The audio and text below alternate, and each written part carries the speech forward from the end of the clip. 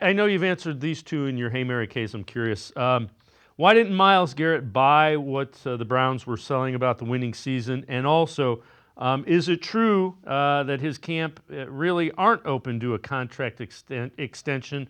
How do you think it ends? Those are two hard questions, I know. Yes. Well, why didn't he buy what the Browns were selling in terms of winning in 2025? I find it somewhat puzzling. I've talked to a number of other players since the season ended, since they've had their season ending meetings. I've talked to Denzel Ward. I've talked to Greg Newsome. I've talked to Joel Bitonio. These are some pretty high level players, and they feel that the Browns are a good quarterback away from winning. I don't know why Myles Garrett did not feel that way. Because if you have him and you have Denzel and you have Joel Bitonio if he doesn't retire, and you have some of these guys, and you do get that quarterback, and then you add a few other pieces, like another receiver, like a running back, then I don't know why Myles thinks that you can't get to winning by next season. I don't understand that. If it's not about the money, I have a hard time really understanding why he doesn't agree with some of his teammates that if they plug in a really good quarterback the way that the Commanders did, that they can't get back on the winning track. So, in the end, will it ultimately be about the money coupled with a decent quarterback and an influx of talent?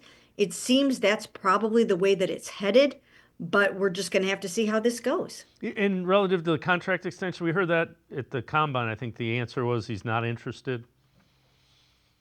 Yes, that they are not open to, and I wrote that story, that they are not open to a contract extension.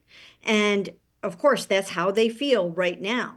But sometimes things change. When you find out perhaps that maybe the extension that you wanted isn't out there the way that you want it to be by another team who might try to trade for you, or maybe the other team that you want to go to doesn't have the draft capital to actually make that trade, you might change your mind a little bit.